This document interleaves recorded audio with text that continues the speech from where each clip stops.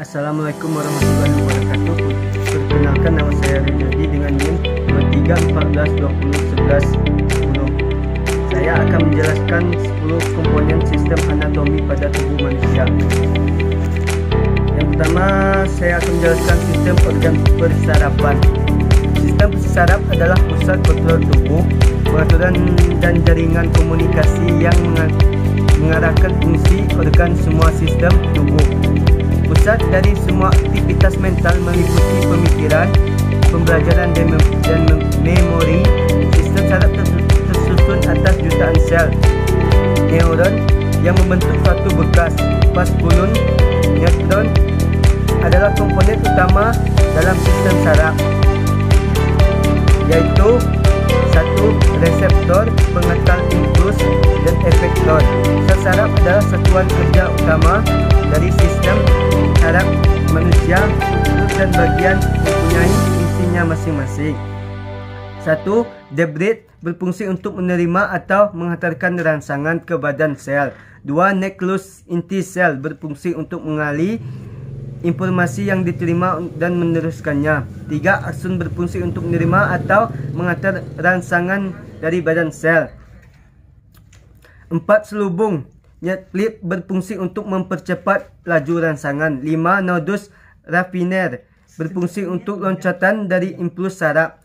6. Akson terminal, berfungsi untuk penerima rangsangan, tempat penukaran informasi. 1.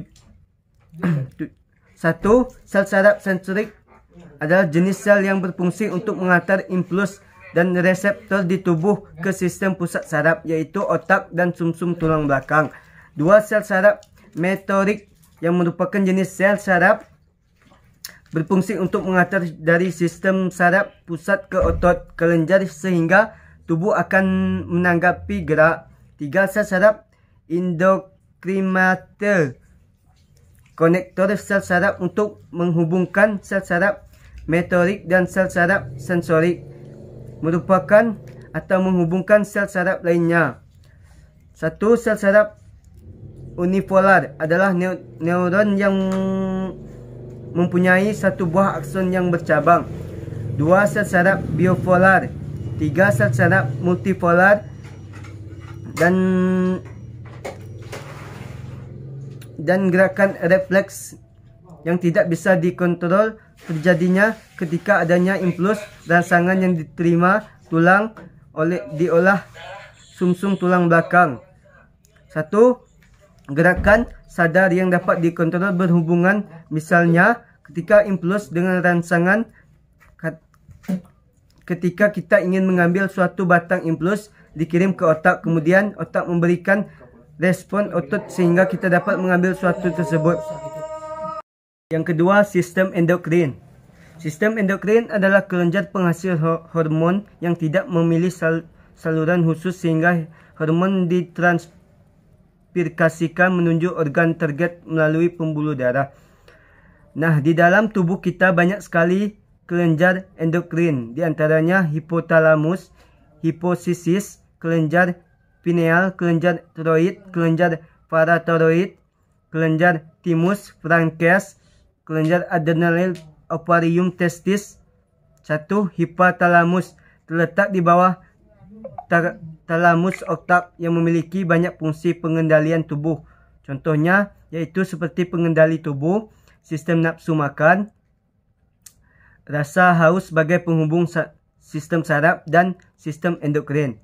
2. Hipofisis yang bertugas untuk mengendalikan kerja dari kelenjar lainnya. 3. Kelenjar pineal terletak di hipotalamus, sistem terhadap cahaya. 4. Kelenjar tiroid dan parathyroid. Kelenjar tiroid terletak di bagian leher di bawah vertigo yang terhubung dari dua lobus, saling berhubungan menyeliputi trakeal dan selanjutnya. 5. Kelenjar thymus. Kelenjar thymus terletak di trakea, tempatnya di atas jantung dan dilindungi oleh tulang sumsum selain berperan sebagai kelenjar endodoid. 6. Kelenjar axones merupakan kelenjar yang berfungsi sebagai kelenjar endokrin yang memproduksi enzim pencernaan dan insang sebagainya. 7. Kelenjar adrenal terletak berada di atas ginjal.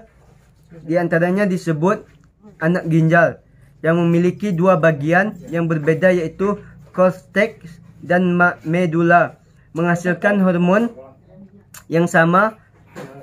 8 testis atau opinium bisa termasuk pada sistem endokrin. Cortex keduanya menghasilkan hormon, yaitu hormon reproduksi. Yang ketiga, organ reproduksi. Manusia memiliki keturunan karena tubuhnya memiliki organ dan sistem reproduksi. Sistem reproduksi pria terdiri dari dua bagian utama, yaitu bagian luar dan bagian dalam. 1. Penis. Penis organ seks pria terdiri dari 3 bagian utama, yaitu pangkal, radik, batang, korpus, dan kepala glans. Pada umumnya, organ ini mencapai ukuran maksimal selama masa puber. Pada ujung kepala penis terdapat utera yang merupakan saluran untuk mengeluarkan urin dari tubuh. Saluran ini juga berfungsi untuk mengeluarkan cairan mani ketika mencapai klimaks organisme. Pada sepanjang batang penis terdapat jaringan yang dinamakan corpus cavernosus. Saat jaringan dipenuhi darah, penis akan menjadi kaku dan mengalami ereksi. 2. Scrotum. Scrotum merupakan sebuah kantung kulit yang longgar dan mengandung ke belakang penis. Di dalam scrotum terdapat sepasang organ sekaligus. Testis. Scrotum mendukung fungsi testis dalam memproduksi sperma. Otot-otot khusus pada dinding scrotum memungkinkan testis untuk menjaga suhu optimal bagi produksi sperma. Testis, epidermis, dan lain-lain. Alat reproduksi bagian dalam pria, terutama 1. Vas deferens, merupakan saluran yang berfungsi sebagai jalur keluarnya sperma. 2.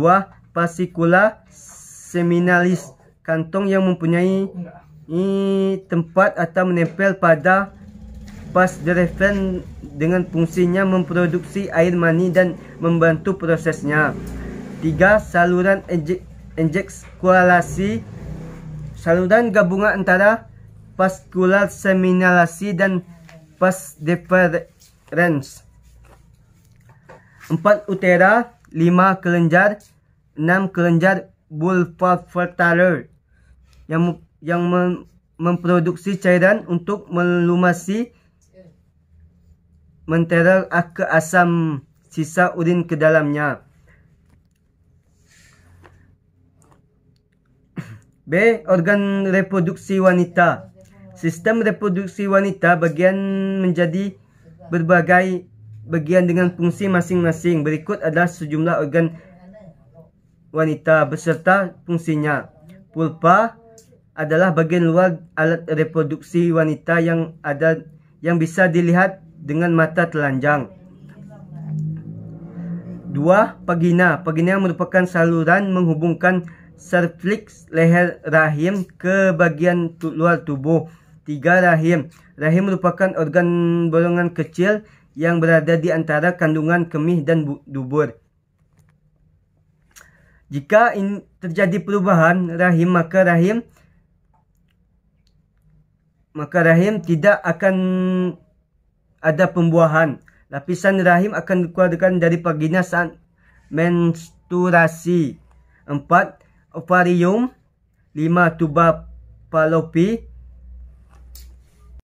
Yang keempat, sistem organ muskuloskeletal. Sistem muskuloskeletal adalah sistem terdiri dari otot, jaringan ikat saraf, serta tulang, sendi. Sistem ini berperan penting dalam gerakan tubuh. Di dalam organ muskuloskeletal memiliki bentuk penting bagi tubuh, melindungi berbagai organ seperti otak, jantung, paru-paru, dan ginjal. Sistem muskuloskeletal tersusun dari berbagai bagian dan jaringan tubuh, yaitu tulang, sendi, otot,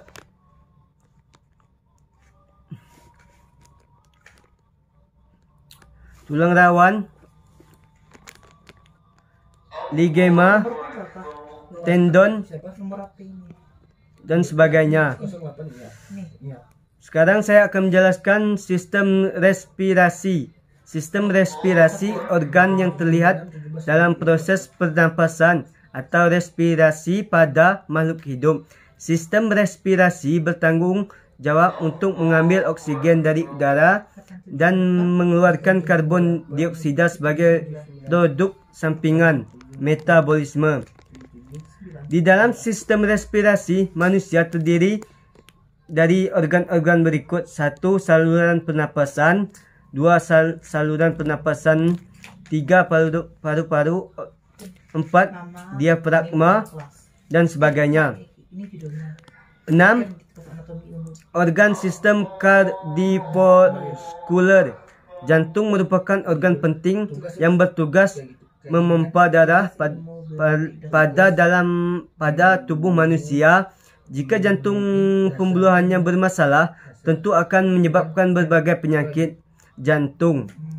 Menimbulkan gejala jantung memiliki ukuran lebih besar dari kepalan tangan, yakni sekitar 200 hingga 452 gram. Jantung terletak di antara paru-paru dan bagian tengah dada. Bagian belakang sedikit ke kiri tulang dada. Sentrum. Untuk lebih jelasnya, mari bahas satu persatu anatomi jantung dengan gambar berikut. 1. Perikardium. 2. Serambi. 3. Balik. 4. Kutub. 5. Otot jantung. 6. Pembuluh darah. Pembuluh darah jantung ini kaya akan oksigen karena berfungsi darah ke sisi kiri otot jantung. Kemudian arteri konvolular lalu bergabung membentuk darah menuju partikel kanan. Arterium kanan sebagai cabang menjadi artikel ring dengan lat artikel kanan. Pembuluh darah pada jantung menyebabkan masalah seperti penyakit jantung dan sebagainya. 7. Pena dan 8. Kaliper. Sekarang saya akan menjelaskan organ sistem pencernaan dan metabolisme tubuh. Sistem pencernaan merupakan bagian tubuh yang memiliki fungsi penting, mulai dari menyerap nutrisi dari makanan yang kita konsumsi, menggunakan nutrisi tersebut membuang limbah dari proses penyerapan. Ada beberapa organ utama yang menyusun sistem pencernaan, yaitu mulut, kerongkongan, lambung, usus halus, usus besar, netrum, dan anus. Berikut adalah penjelasan mengenai fungsi setiap organ tersebut. 1. Mulut. Mulut awal dari pencernaan. 2. Kerongkongan. Kerongkongan menerima makanan dari mulut saat seseorang menelan. 3. Lambung. Lambung merupakan organ berongga yang berfungsi untuk menampung makanan. 4. Usus halus. Terdiri bagian yaitu dendeum, jejunum, dan ileum. 5. Pankreas. Organ ini berfungsi untuk menyalurkan enzim. 6. Hati. Hati memiliki banyak fungsi, tetapi juga fungsi utamanya dalam sistem pencernaan adalah memproses nutrisi. 7. Kantong empedu. Kantong empedu fungsinya adalah untuk menyimpan empedu dari hati. 8. Usus besar. Usus besar bertanggung jawab untuk memproses limbah sehingga mengosongkan usus. Tubuh. Perlu diketahui usus besar adalah tabung otot sepanjang 6 kaki yang menghubungkan usus kecil ke rektum. 9. Rektum. Rektum merupakan bagian utama yang memiliki berfungsi mulai dari menerima pasa dari usus besar, memberitahukan bahawa ada pasa yang harus dikeluarkan, dan menahan pasa sampai terjadi evaluasi. 10. Anus. Anus adalah bagian terakhir dari saluran pencernaan. Ini adalah saluran pencernaan sepanjang 2 inci yang terdiri dari otot-otot dasar panggul 2 sphincter anal, internal dan eksternal. Lapisan anus terdiri atas retikal yang memungkinkan seorang untuk mengetahui apakah isi cairan atau gas padat. 8. Sistem perkemihan. Sistem perkemihan terdiri beberapa organ seperti ginjal, renal, pelvis, uretal, kandung kemih, dan uretal berperan penting dalam kelangsungan hidup manusia. Sistem perkemihan atau sistem uretral dalam tubuh bekerja sebagai filter dengan membuang racun dan zat-zat metabolisme melalui proses urin. 1. Ginjal. Ginjal adalah organ yang bekerja secara terus menerus. Fungsi ginjal adalah dalam sistem perkemihan adalah menyaring darah sebagai pertahanan dan membuat urin yang akan dikeluarkan tubuh. 2. Uretral. Pada anatomi sistem perkemihan terdapat uretral, iaitu tabung 2 pipis yang berada di bawah panggul, fungsinya untuk membawa urin dari ginjal ke kantung kemih.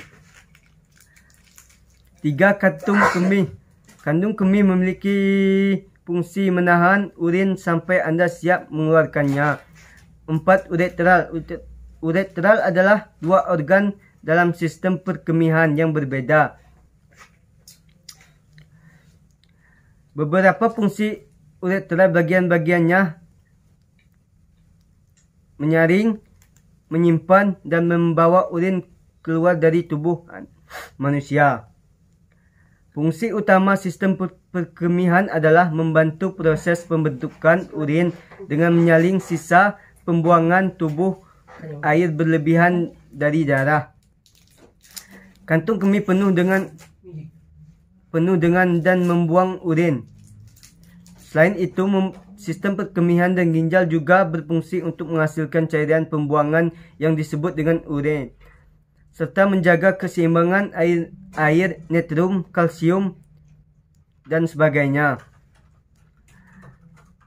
Produksi urin terjadi saat ada makanan yang mengandung protein dipecah dalam tubuh. Sistem ini bekerja dengan kulit, usus, dan paru-paru untuk menjaga keseimbangan tersebut. Orang dewasa akan mengeluarkan sekitar 2 liter cairan per hari. Jumlah terkandung dengan bentuk jumlah cairan yang diminum dan dikeluarkan.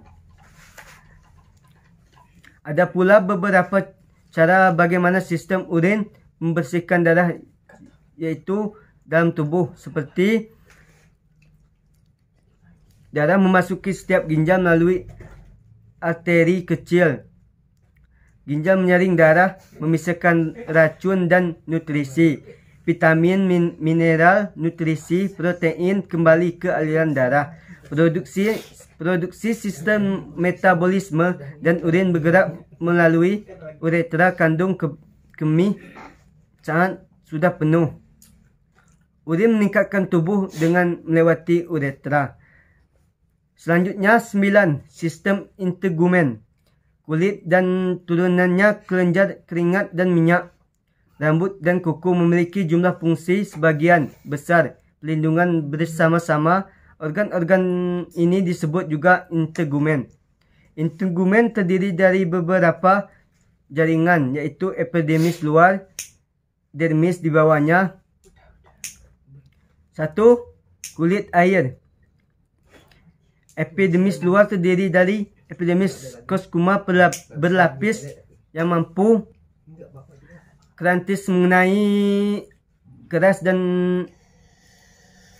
epidermis. Scrum liquidium. mereka membentuk struktur leukodium bening. Baiklah, sekarang saya akan menjelaskan sistem imun. Sistem imun adalah jaringan kompleks yang terdiri dari organ sel, protein yang berfungsi untuk melindungi tubuh dari infeksi. Fungsi sistem imun adalah pembentukan kekebalan tubuh, penolak dan penghancur segala bentuk benda asing yang masuk ke dalam tubuh, pendeteksi adanya sel abnormal, infeksi dan protein yang akan membahayakan. 4. Penjaga dan membangun komponen. 2. Sel darah putih dibandingkan sel darah merah mempunyai sisi sel yang sangat banyak. Fungsinya untuk menjaga sistem kekebalan tubuh dari benda asing yang membahayakan tubuh. Kekebalan tubuh trombosit, keping darah, berfungsi untuk penyembuh luka. Trombosit bersama benang fibrin menghentikan pembuluhan serta terjadinya luka. Itu baiklah, sekian penjelasan saya tentang sistem anatomi tubuh manusia. Jika ada kesalahan kata, saya mohon maaf. Jika penjelasannya saya kurang, saya mohon untuk ditambahkan nanti. Sekian dari saya, terima kasih, saya tutup. Wassalamualaikum warahmatullahi wabarakatuh.